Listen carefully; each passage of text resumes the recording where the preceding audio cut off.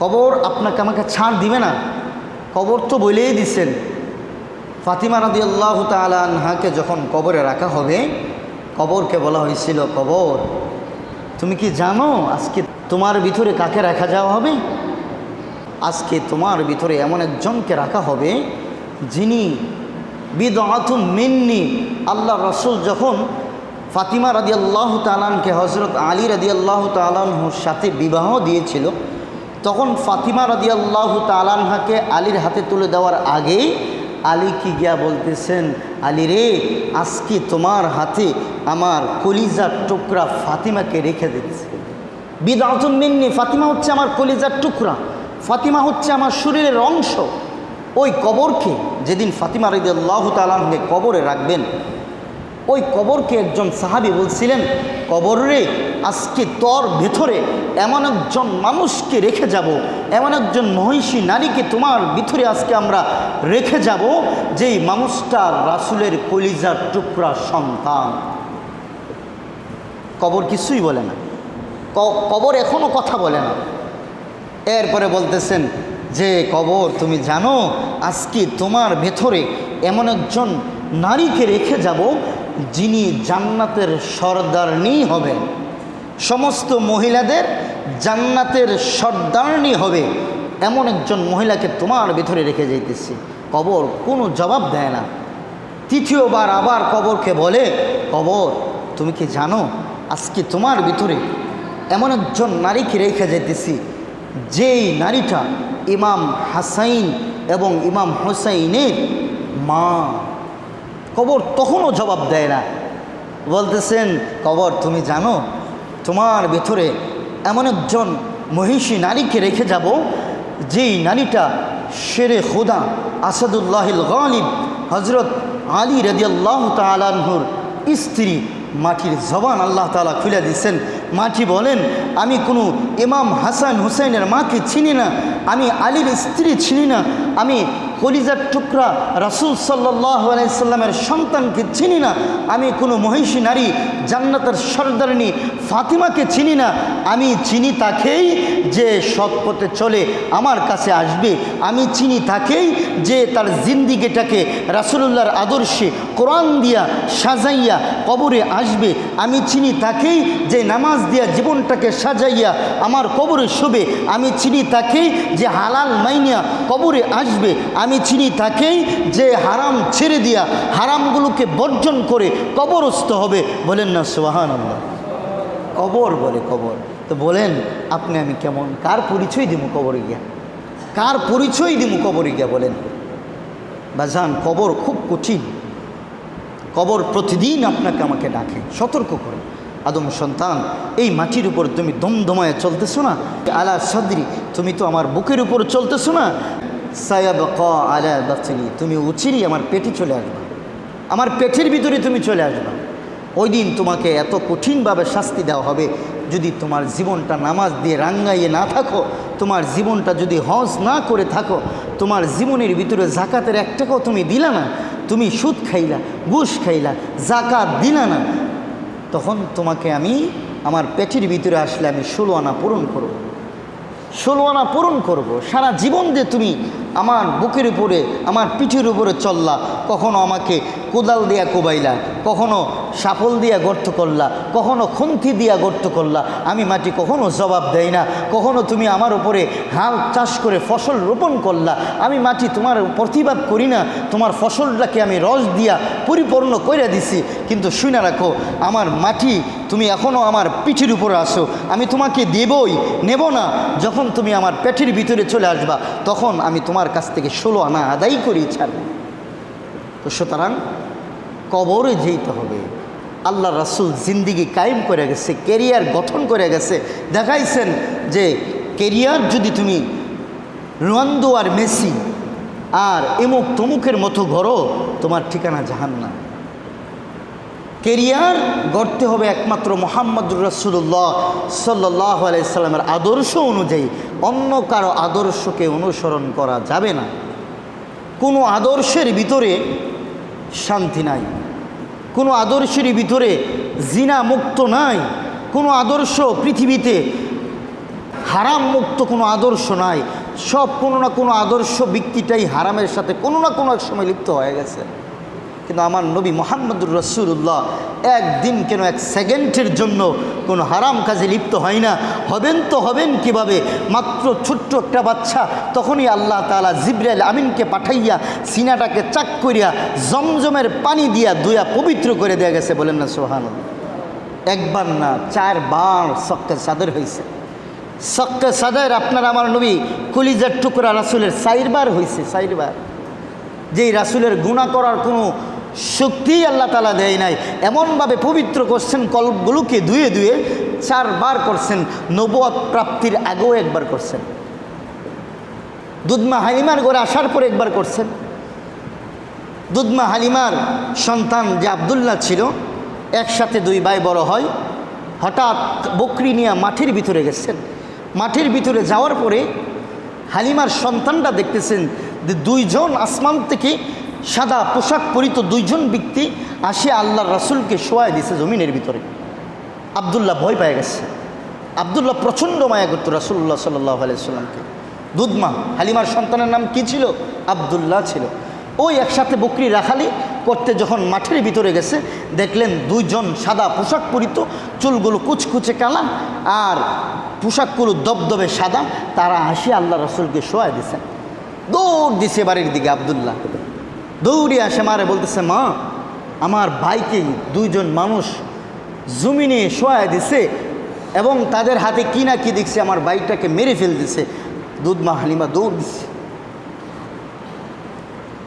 Halima scene ছিল রাসূলুল্লাহকে, দৌড় দিছে। নিজের সন্তান থেকে অনেক বেশি গুণ ভালোবাসত রাসূলুল্লাহকে, পাগলের মতো দৌড় দিছে। দৌড়ে আসে দেখে রাসূলুল্লাহর চোখে মুখে ভয়ের ছাপ, শরীরগুলো ঘামতেছে, কিন্তু রাসূল সাল্লাল্লাহু আলাইহি সাল্লাম বৈশা রয়েছে। সক্কে সাদর করে দিছে আল্লাহ রাসূলকে। 4 বার করছে, 4 বার। গুনাহ করার কোনো লেশই রাসূলুল্লাহর ভিতরে রাখে নাই। রাসূলুল্লাহর ক্যারিয়ার করছেন, ওই ক্যারিয়ার অনুসরণ আপনার আমার করতে হবে। রাসূল কিভাবে খাবার খাইছেন সেটাকে ফলো করতে হবে। রাসূল কিভাবে টয়লেটে গেছেন সেটাকেও ফলো করতে হবে। এই জন্যই তো আল্লাহ রাসূলকে নিয়ে মশকারি করত কাফির বাচ্চা। যখন রাসূলুল্লাহ সাল্লাল্লাহু আলাইহি সাল্লাম বাথরুমের দোয়া শিখাইতেন, বাথরুমের নিজাম শিখাইতেন, যে কোন পা দিয়ে টয়লেটে ঢুকতে হবে, আবার কোন পা দিয়ে টয়লেট থেকে বের হতে হবে, টয়লেটে ঢোকার আগে কি দোয়া পড়তে হবে, টয়লেট থেকে বের হওয়ার পর কি দোয়া পড়তে হবে, এগুলো যখন শিখাইতো তখন তারা মশকারি করতো যে তোমাদের মুহাম্মদ তো টয়লেটের নিয়ম শিখায়। আমার রাসূল আল্লাহ তাআলা আয়াত নাজিল করে দিয়েছেন, ইন হুয়া ইল্লা ওয়াহয়ু ইউহা। আমার নবী নিজে থেকে একটা কথাও বলে নাই, যেটাই বলে এটা ওহি। বলেন না সুবহানাল্লাহ। কথা বলে না, বোঝা যায় এখনও বুঝেন না কথা, বুঝিয়া সুবহানাল্লাহ কইতে পারেন না। এই রে মুমিন, পাগল হয়ে যায় আমি নিজেই। আমার এই কথাগুলো আপনারা শোনান, আমি বসে দেখতে পারবো না, খোদার কসম। একটা কথাও তো নিজে থেকে বলি না রে বাপ। বুঝ কোন দিন আল্লাহ আপনারা দিব আল্লাহই ভালো জানেন। আল্লাহ হেদায়েত দেখ, বলে না আমিন। বলে না হেদায়েত প্রাপ্তি চান না? না কথা বুঝেন না? আল্লাহ আমাদের প্রত্যেককে হেদায়েত দেন, বলেন না আমিন। কথা বলতে পারেন।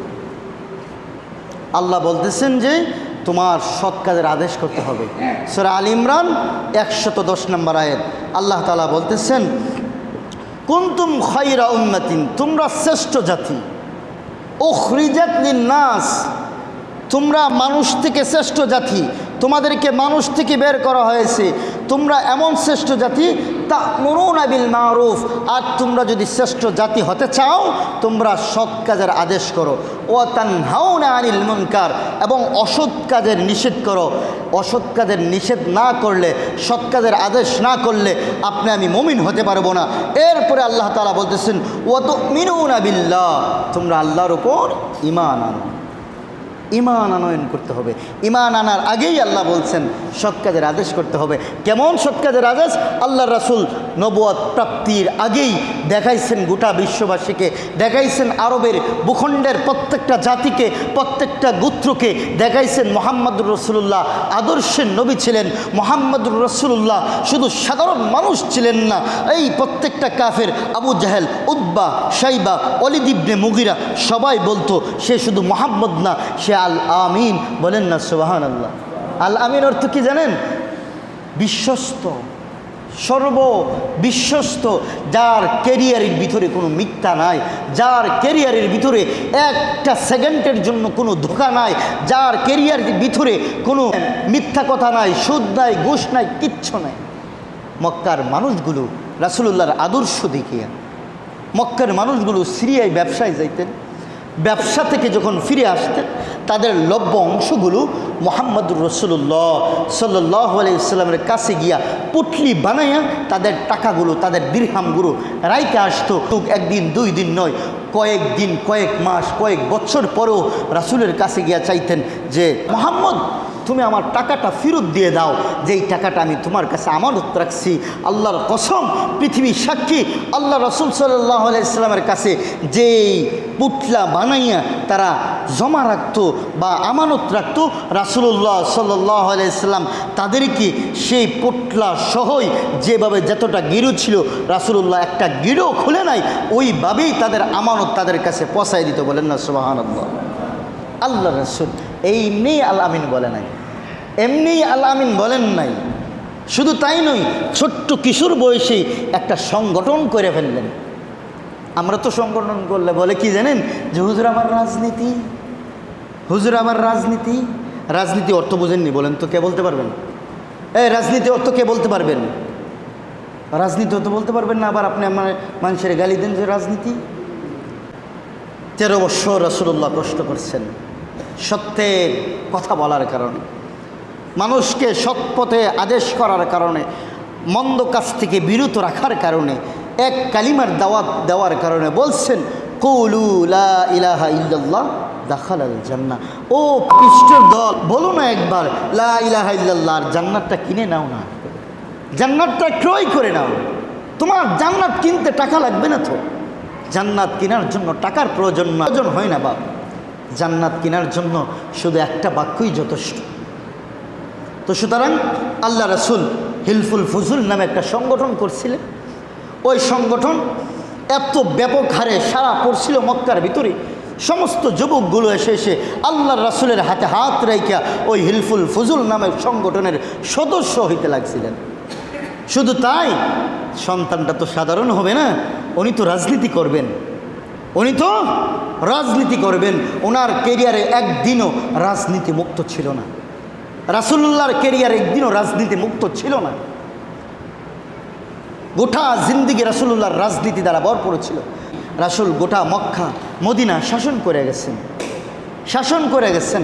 সাহাবা একরাম রাদিয়াল্লাহু তাআলা আজমাইনগণকে খলিফা নিযুক্ত করে গেছেন।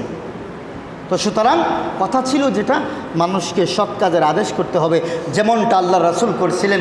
আল্লাহ রাসূল সাল্লাল্লাহু আলাইহি ওয়াসাল্লাম যখন আস্তে আস্তে বড় হইতে লাগলেন, হালিমার ঘরে চলে গেলেন। হালিমা থেকে আমিনার কাছে 6 বৎসর হইতে না হইতে চলে আসলেন।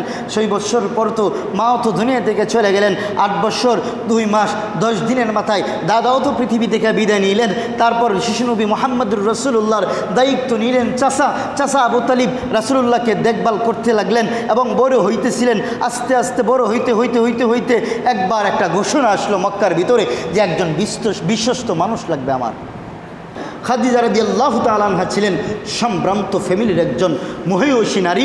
শুধু মহিয়সী নয়, ওনার তীক্ষ্ণ বুদ্ধি ছিল।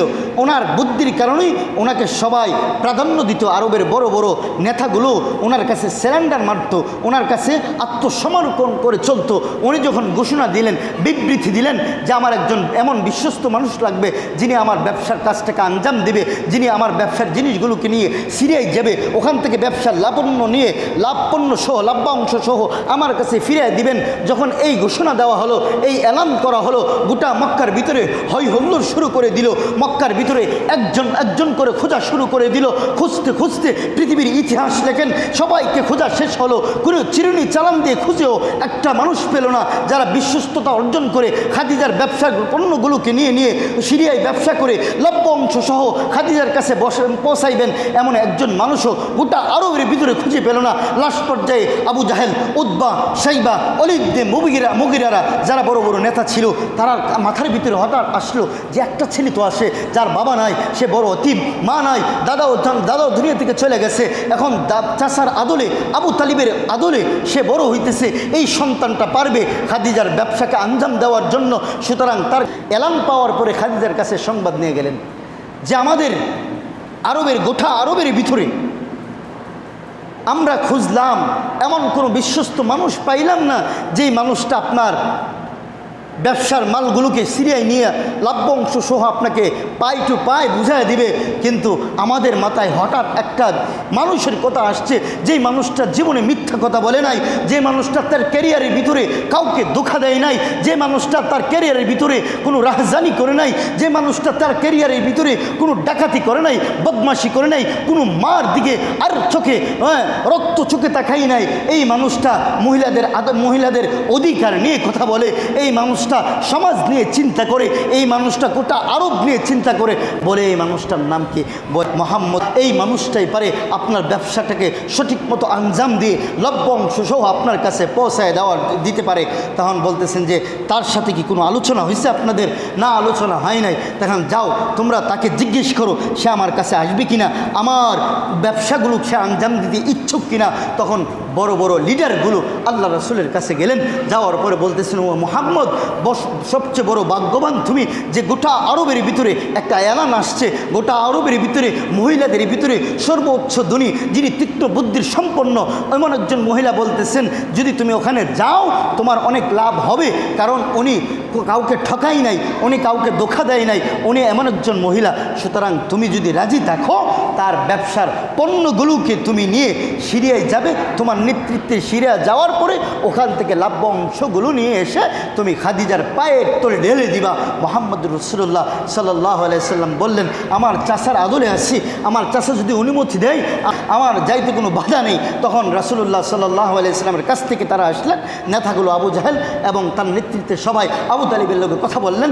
আবু তালিব নিজে সহ নেতৃবৃন্দকে নিয়ে খাদিজার কাছে গেলেন। খাদিজার কাছে যাওয়ার পরে বলছেন যে আজকে থেকে মুহাম্মদুর রাসূলুল্লাহ সাল্লাল্লাহু আলাইহি সাল্লামের কাছে আমার ব্যবসার সমস্ত সম্পত্তি সুপর্দ করে দিলাম, উনি আমার ব্যবসা বাণিজ্যগুলো দেখবেন, দেখাশোনা করবেন। মুহাম্মদুর রাসূলুল্লাহ দায়িত্ব নিলেন, সিরিয়ায় গেলেন, ব্যবসার পণ্যগুলোকে নিয়ে এসে আল্লাহর কুদরত, রাসূলুল্লাহ তো নবীর রহমত ছিলেন, রহমতের নবী ছিলেন, বরকতের নবী ছিলেন, উনি রহমাতুল আলামিন ছিলেন, উনি সরকারে কায়নাত ছিলেন, উনি শাফিউল মুজনিমিন ছিলেন, উনি সাধারণ কোনো মানুষ ছিলেন না। তখনও আরবের মানুষগুলো জানে না উনি একজন শ্রেষ্ঠ নবী হবে। ওনার কাছে যখন খাদিজা তার ব্যবসার দায়িত্ব দিলেন, খোদার কসম পৃথিবীবাসী সাক্ষী, আল্লাহ রাসূল যখন তার ব্যবসার দায়িত্ব নিলেন, সিরিয়ায় গেলেন, হাজারো মানুষ থেকে এত পরিমাণে বরকত হইল খাদিজার ব্যবসায়, এত পরিমাণে বরকত হইল, বরকত দিয়ে যখন খাদিজার পায়ে এসে ঢেলে দিলেন, খাদিজা অবাক হয়ে গেলেন, বলেন না সুবহানাল্লাহ। খাদিজা অবাক হয়ে গেলেন, শুধু ব্যবসা করলেন, উনি তো নবীর রহমত ছিলেন, উনি তো সরকারে কায়নাত ছিলেন, ওরা তো আর চিনে না উনি কে ছিলেন। মুহাম্মদুর রাসূলুল্লাহ যখন আসলেন অবাক হয়ে গেলেন যে সবাই যদি যে জায়গায় 1000 টাকা লাভ হয়েছে, এই জায়গায় মুহাম্মদুর রাসূলুল্লাহ 50,000 টাকা লাভ করে আসছে, বলেন না সুবহানাল্লাহ। শুধু একটা উদাহরণ দেওয়ার জন্য বলছি, যখন মুহাম্মদুর রাসূলুল্লাহ তার কাছে সমস্ত কিছু সুপর্দ করে দিলেন, একটা সময় যখন সময়গুলো যখন ব্যবসার মৌসুমটা অফ থাকতো, তখন আল্লাহ রাসূল খাদিজার বকরিগুলো নিয়ে জঙ্গলের ভিতরে যাইতেন বকরিগুলোকে ঘাস খাওয়ানোর জন্য। একদিন খাদিজা দেখেন যে রাখালগুলো পিছন দিক থেকে দৌড়াইও বকরি গরুকে ঠিক রাখতে পারে না, এক বকরি এদিকে যায়, আরেক বকরি ওইদিকে যায়, এক বকরি ওইজন মাহজুনের ক্ষেত খেয়ে ফেলে, আরেক বকরি ওই মাহজুনের ক্ষেত খেয়ে ফেলে, বকরিগুলোর জন্য রাখাল গরুর বকরিগুলো এদিকে ওইদিকে ছুটাছুটি করে। একজন রাখাল দিয়ে বকরির পাল চালানো যায় না, যেই জায়গায় শত শত রাখাল রেখেও বকরিগুলোকে ঠিক রাখা যায় না। একদিন খাদিজা দেখে আল্লাহ রাসূল সামনে হাঁটে, বকরিগুলো পিছন দিক দেওয়া যায়, বলেন না